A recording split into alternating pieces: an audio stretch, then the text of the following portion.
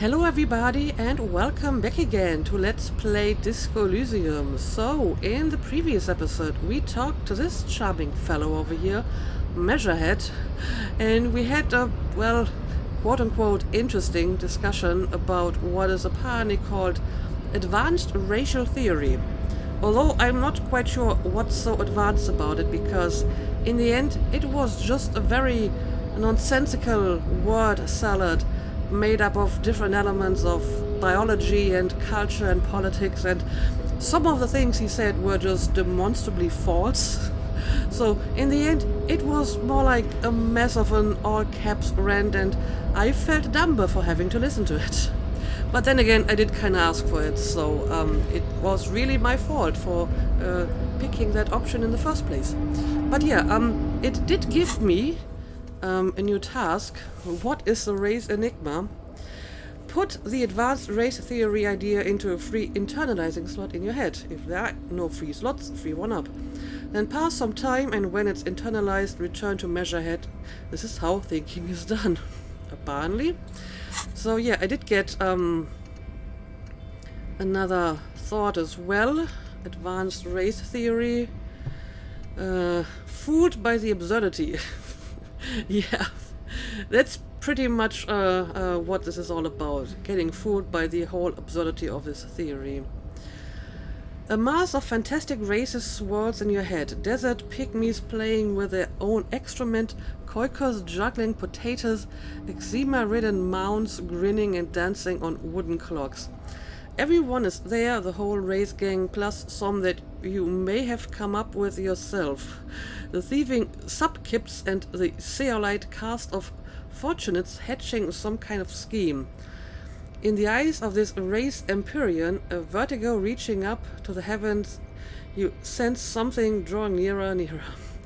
Now, at the beginning of that conversation, Kim said something like, "Why do you want to listen to this? We already went to the harbor." So, I'm guessing that this task that I just got is actually an alternative way to get into the harbor if you can't make the jump. Which means I don't actually have to do this. I don't have to internalize this crap. But, I mean, I guess it was interesting enough to listen to it, but I probably don't have to bother with this anymore.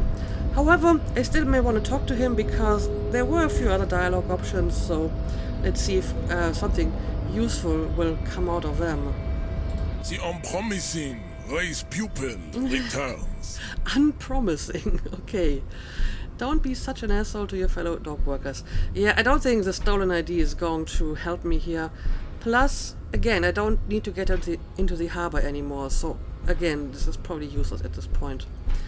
Yeah, what about the union boss? How does he fit into your advanced race theory? Don't be vulgar. White or not has got little to do with this. The race enigma runs much deeper than that. He turns his eyes towards the harbor, seemingly bored with you. Yeah, I noticed that there isn't a lot of consistency in your race theory. I guess that's why it's called the race enigma. Yeah, but you still serve him. How does this factor into your life? You keep telling yourself that. I'm sorry, of course, I understand now, deeper. Yeah, but I mean, you still serve him, right? Mr. Clare is a man of vision and means. He has the will to confront international capital, which is something your race naivistic communists never did. Alright, so now we're back to some political criteria here. Also, to serve is noble. It takes discipline.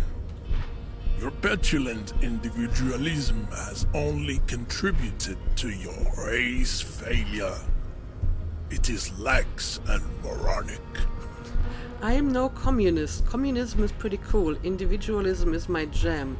My jam is a mysterious fourth thing. Enough of this. Okay, again, it's kinda easy to see which option is corresponding to which political alignment. I'm no communist. I mean, in this case, it's probably supposed to be fascism, even though this seems to be pretty vague for that. communism is pretty cool. Communism, individualism is my jam. Ultra-liberal, and my jam is a mysterious fourth thing, is the moralist, I guess. I don't know. Actually, Harry does seem like a pretty, individualistic person to me. So maybe I'm actually going for the, well, I guess, ultra-liberal option in this case. Jam. Individualism. You have gotten these ideas from degenerate youth culture, have you not? You have picked them up from rock and roll songs? Well, probably. I've gotten it from disco, actually. Yeah, and I think he doesn't like disco because it's like degenerate and whatnot. It's true, I'm a rock and roll star and a rebel. Youth culture does not affect my thinking. Well, I guess it did at some point, because you're very disco. Offshoots of the Seminoles people invented disco while having sex under the influence of cocaine. It is a shame upon my race. But what is done is done. So basically, anything that is fun is a shame upon your race. I am not surprised you enjoy it so much. This has happened to many of the side products of the inevitable cultural victory of the Seminoles race. Oh look, he's also talking about cultural victories. Yeah, you would get along with a racist, except I guess you're on different sides of the subject matter. So you disagree on which is like the dominant race that should have cultural victory. Okay, I'll ask, who are the Seminoles? I don't really know who the Seminoles are. I recently experienced head trauma. Wonderful, we're done with this line of inquiry. Yeah, again, let's bite. Who are the Seminoles? The South Island race. Haplogroup A4A. We are the rightful masters of the Insulindian archipelago.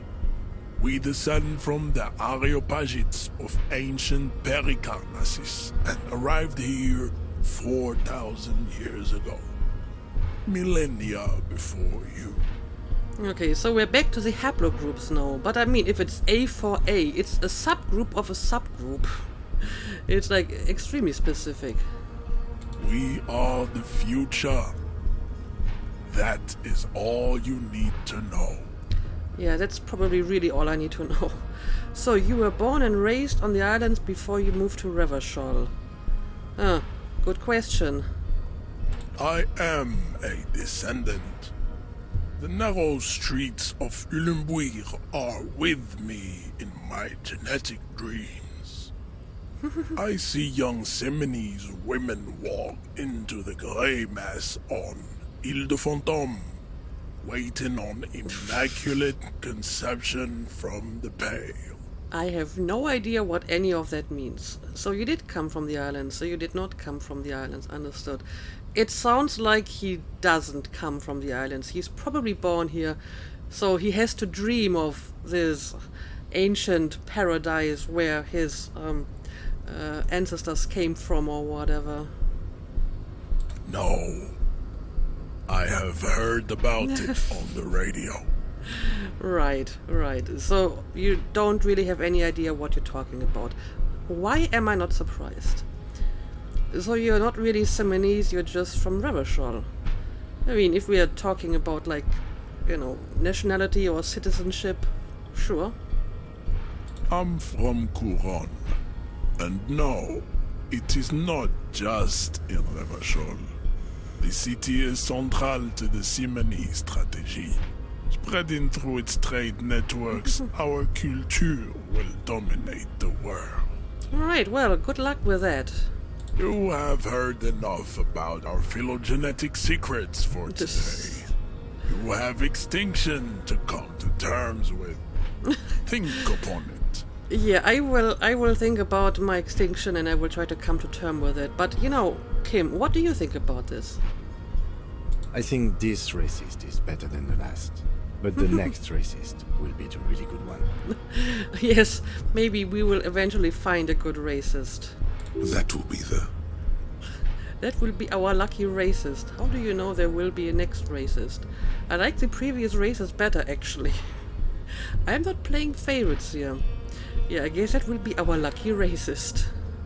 He will grant us 3 wishes. I hope so.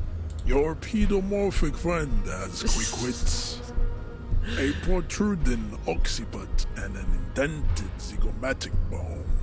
Okay, pedomorphic, like shaped like a child? The lieutenant does not flinch.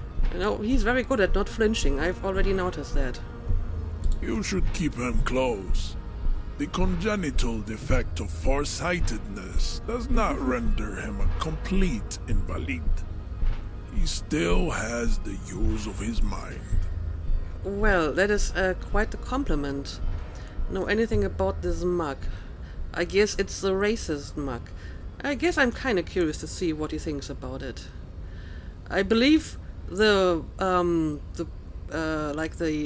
portrayal was of one of the races that is not like his personal master race. I'm actually not entirely sure anymore. He does not so much as glance at the object. Know anything about it? This your kind of thing? Put this into the trash lately. I don't know. Know anything about it? Stop showing me your pathetic cup. I have no interest in it. Alright, fair enough. He had nothing to do with it. Well, I guess so. Does he strike you as the kind of man who puts mugs into trash? I wouldn't really want to make that kind of judgment. What are those tattoos of yours supposed to mean? Yeah, I wonder if they are like similar to the tattoos of the dead person. Probably not, but let's ask it anyway. Racists are generally not very good examples of their race. He gestures towards the lorryman down the street. I mean, he's right about this. Welcome to Revachol. You hear him yell at a redhead woman visiting the fritter nearby. He's even yelling it at random people. Great. He must think redheads are immigrants. But why? I guess because, I mean, we know that Punwes is a redhead and she's from, like, the northern part of this world, I believe. So maybe that's where the redheads originate from. Oh dear. I am not like them. I am craniometric perfection. I have taken the trouble to permanently draw a phrenologic grid on my skull and features. This should dispel any doubt.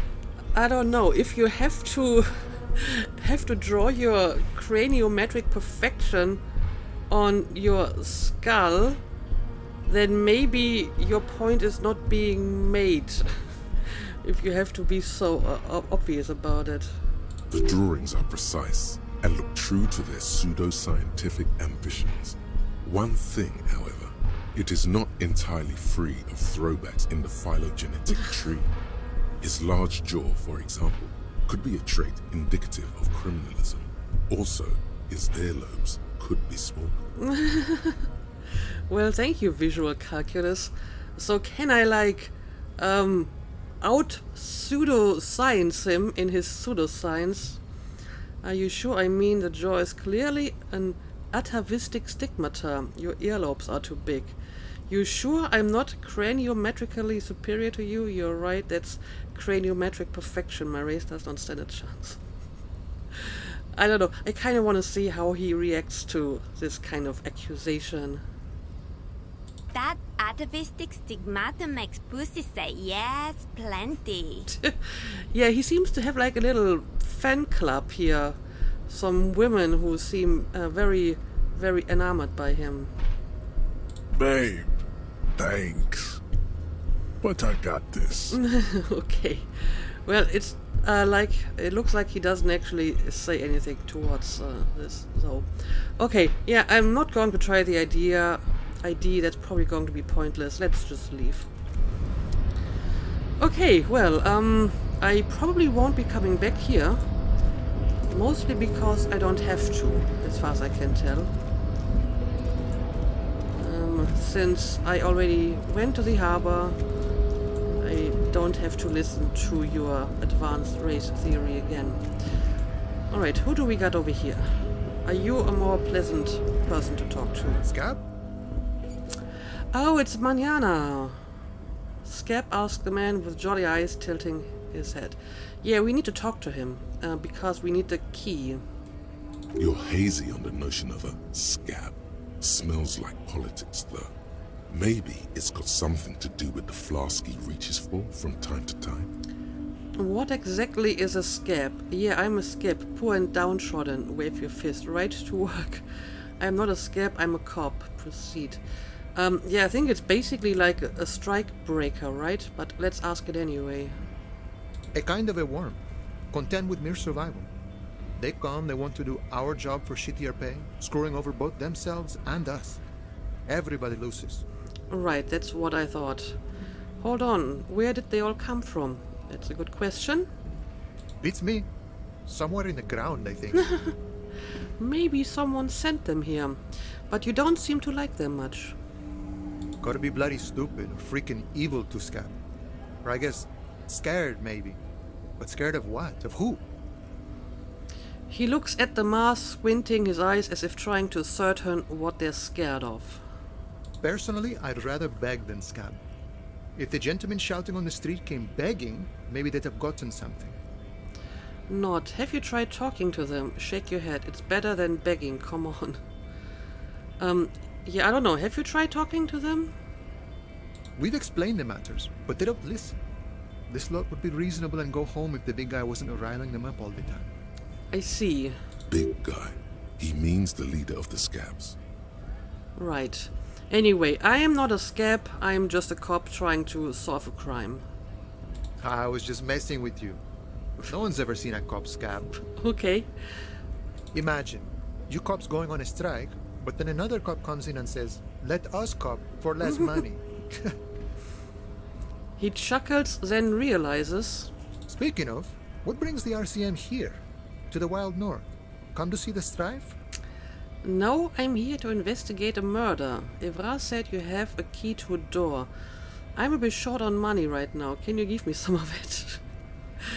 Well, I can beg for some more money. I mean, I have some money now, and I also got like the check. But I guess it won't hurt to ask anyway. But yeah, I need like a key to the door. Let's maybe start with that. A key, huh? What door is this key supposed to open? He said it belonged to Weasel. I was hoping you could tell me. I don't know, some whistleblower, I think. Yeah, maybe you can tell me. Of course, I got you. You don't know anything.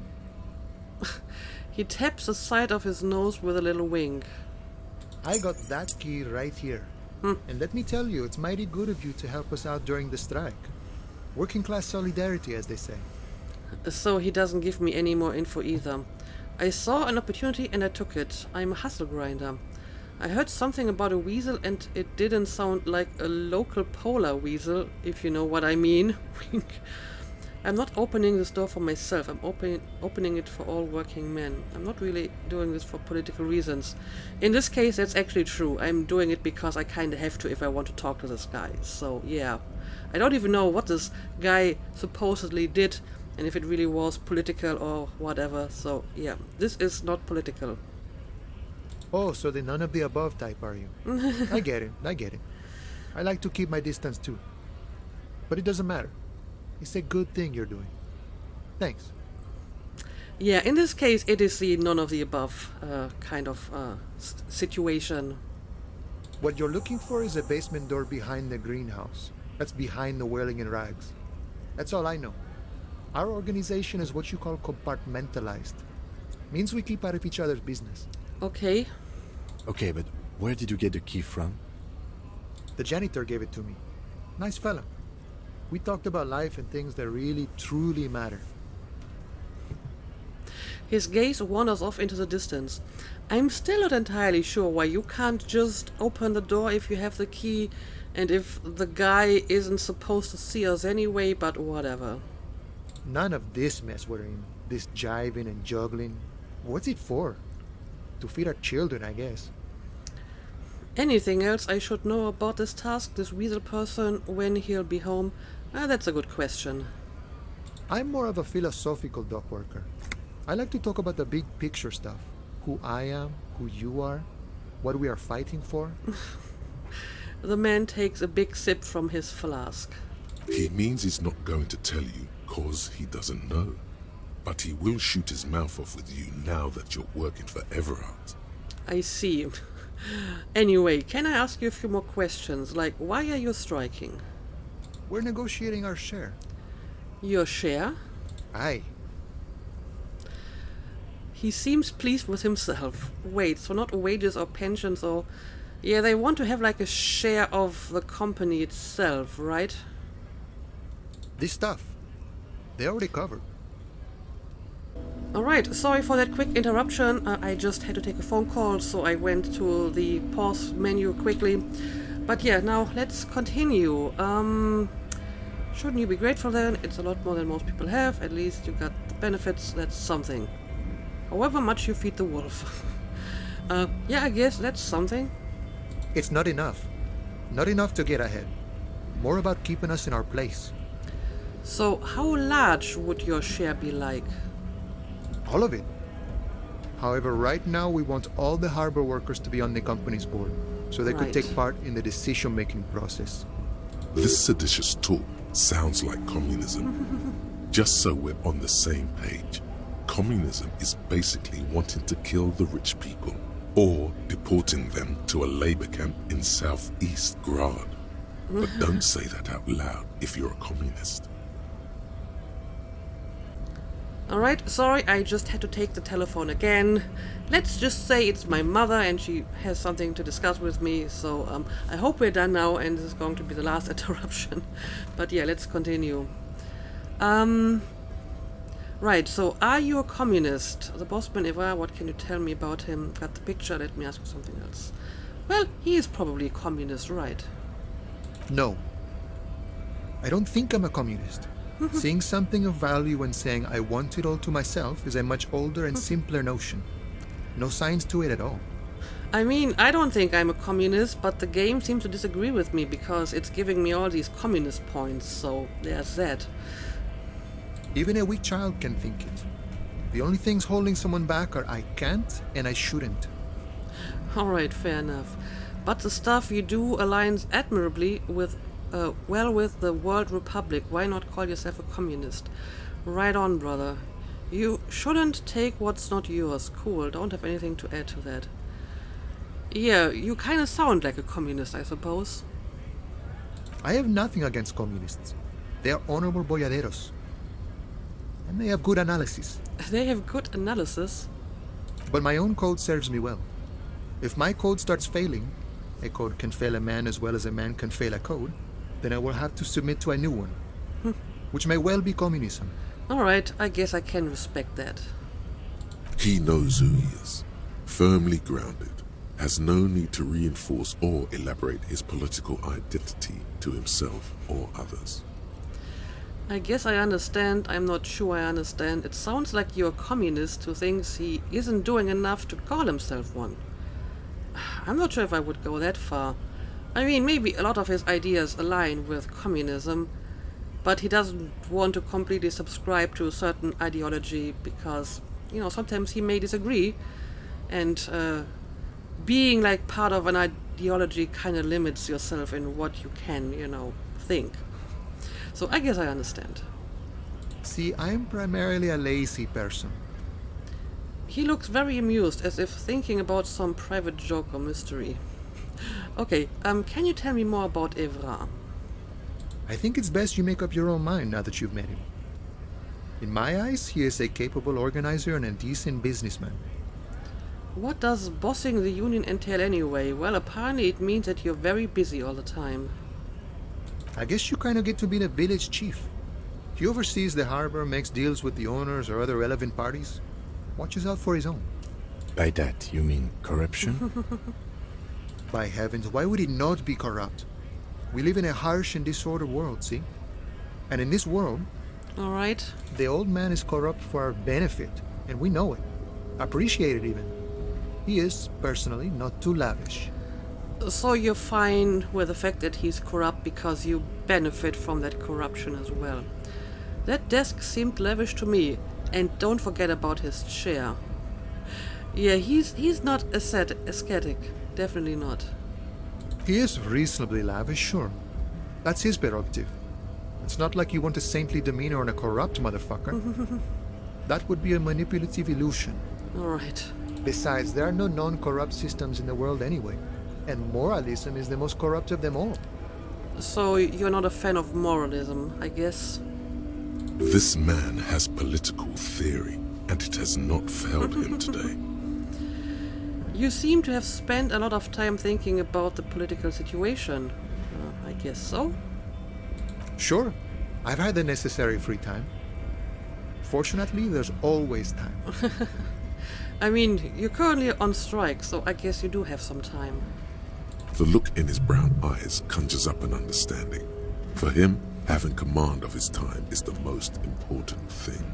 I would agree with that, actually. It all comes together now. The way he speaks about scabs, his general attitude. He's a follower of a 500-year-old Franco-Nigerian Boyadero code, itself an appropriation of Vespertine cool. Okay, and what the hell is any of that? That of a noble peasant or a traveling herdsman. True to yourself, independent in your actions, loyal to your friends. Maybe I'm a boyadero. I think we heard about this before when talking to the Pale Driver. It doesn't sound that cool. Sounds antiquated, obsolete, passé. It's not a disco. Are you sure? It does sound kinda disco to me. So maybe I am a boyadero. No. Thank you. Not even any explanation on why I'm not a boyadero. I could, but what if, maybe, unless... Yeah, but what if I can, like, change myself or whatever? No. Well, Encyclopedia is really a downer here.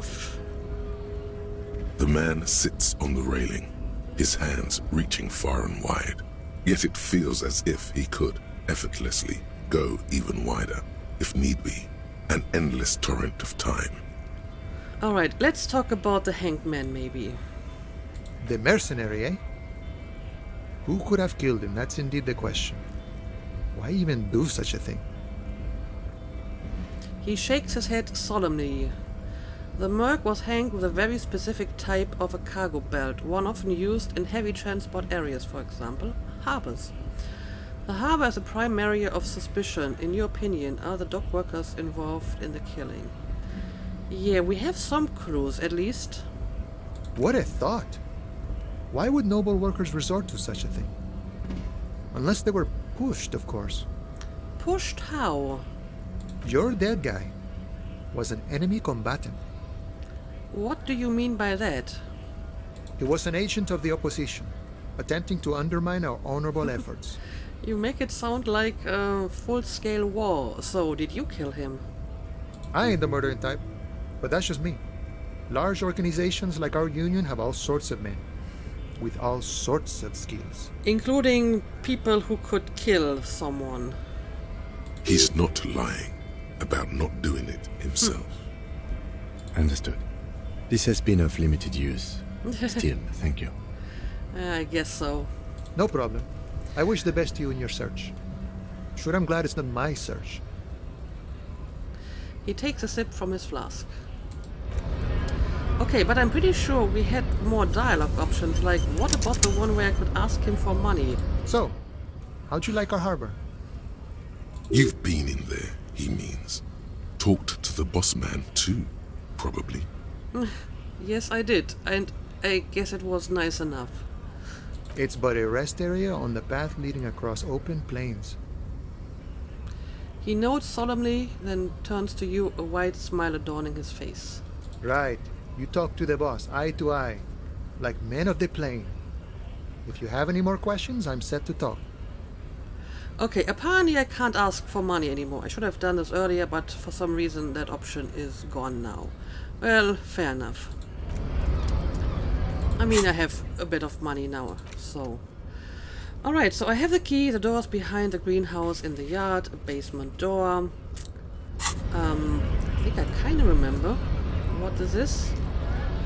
But first I need to get out of here. Okay, we have like a staircase over here. I guess I haven't looked at this yet. It says GRIH. The Greater Rivershore Industrial Harbor. Right. Yeah, I mean, we did talk to this guy already. So I suppose I can just return to... maybe before I do anything else, I will go to Fried and turn in the shack, because Fried is like right over here, if I remember correctly. Let's do this.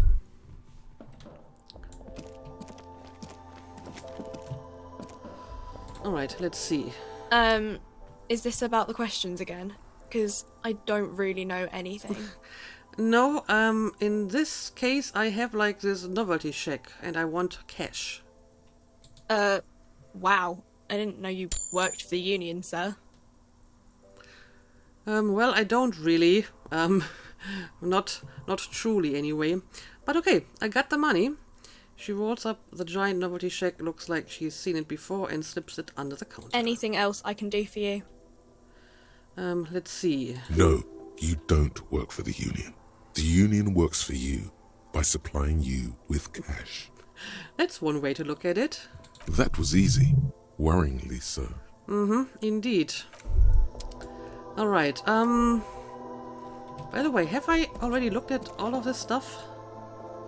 You see several packaged raincoats fill a low shelf beneath a display of croissants and juice bottles. The raincoats are transparent, except for the big Fritta slogan on the back. Yeah, I don't think I have had a look at this before. The packages are small, discreet, sloppily stacked, making them easier to take unnoticed. No need to worry about knocking over a display. I can buy or steal a raincoat. It gives me more endurance. But I think I kind of like my current coat, so I probably don't want this. But yeah, what exactly is this? What is what? It's a raincoat. Yeah, can you tell me anything else about it? If you want to buy one, then it's only 4 real. Yes, but I think I don't need it. Her attention is drawn to the raincoats. Stealing one undetected will now be more difficult. Ask what it is. But I mean, I don't want to steal it anyway, so never mind. Alright. Never mind, I'm going to leave. I have my money now. I think what I can maybe do before I return to the apartment and the backyard is return here, because I think I should be able to try this skill check again with the footprints, because I have the glasses now that give me more visual calculus. There are several footprints in the mud, left by work boots. Anywhere from 6 to 12 pairs have walked here. No, I can't. I thought I could try this again, because I'm wearing the glasses now, but apparently I do need to actually put a point into visual calculus if I want to try this again. Alright, maybe my next point will go into visual calculus. So, instead, let's... Can I talk to this lady over here? Probably not, huh? He's not pathfinding away there. Let's go back to that backyard.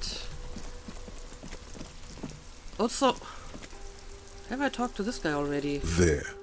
Working class drunk. You know what this means, right? I don't know. What does it mean?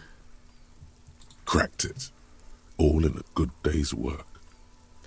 Okay, what exactly did I crack? What do you mean, what did I crack? Look at how working class that drunk is. It's her husband, the missing husband. It's the future leader of proletarian uprising. It's some third option. I mean, didn't we establish that she isn't actually missing her husband? Maybe it's some third option. No. Stop goofing around, recruit. So you think it's the husband that is not actually missing? Yes, and you found him. Now go and tell the working class woman. Protect and serve, recruit. Okay. Well, I guess I will do that. Didn't she repeatedly tell you her husband isn't missing though? Yeah, that's what I'm thinking. Give me champagne, I'm going in. This doesn't add up. I'm only making a fool of myself. Probably? Do marriages make any sense? Does honor? You're not a filthy philosopher. You're an officer of law. It's time to ace this case and not brood over your reputation. We can deal with the perception management later. Yeah, I'm not sure why authority insists on this, but sure, I guess I'm going in? There's no need for champagne when there's honor, recruit. Go and tell the working class woman what you found, right now. Okay, I'm going to tell her I found her husband that isn't actually missing. Got it. Maybe I should talk to this guy first. I guess that's what authority is referring to. I can't talk to him. I can just look at him and yeah, he's drunk. I mean, is the woman still here? Yes, it is. Okay, whatever. Let's talk to her again. Well, I wasn't able to click on that orb because it went away too quickly. Protect and serve, madam. I found your husband. I found your non-missing husband, right. God damn it, I already told you. My husband isn't missing. But you said you didn't know where he was. Well, I found him nevertheless. I'm that good. Apparently I did. Very well then. Where is he? There, point to the working class drunk and down near the sea. Right around the corner. He has pissed himself. Our hammer-toting comrade was at the bottom of those stairs. Yeah, is it maybe this guy by any chance? Excuse me? I don't follow. I found a working class drunk and I thought he might be yours. I'm not sure why you made this connection though. Right, 'cause working class women come with alcoholic husbands. You know what? Remember, about that what? Never ever say what. What? I'm not saying what. Something bad, I guess. I'm sorry. I say stupid things sometimes. I didn't mean to annoy. I do say stupid things sometimes, yes. You were right. I do have an alcoholic husband. Although not that one. Okay, so it's not your husband. Surprise, surprise. Ha! Blam! Knew it. But you told me your husband's alright. So is he missing as well? According to her, he's not. I did, and he is. He's also an alcoholic. So is he missing? No, he's not. Or maybe he is, I don't know. He's probably in the park or in Shamrock somewhere, drinking with his friends. So you don't really know where he is at all. Okay. I haven't seen him for... Well, to hell with him. She has completely forgotten about her book, staring blank into the distance instead.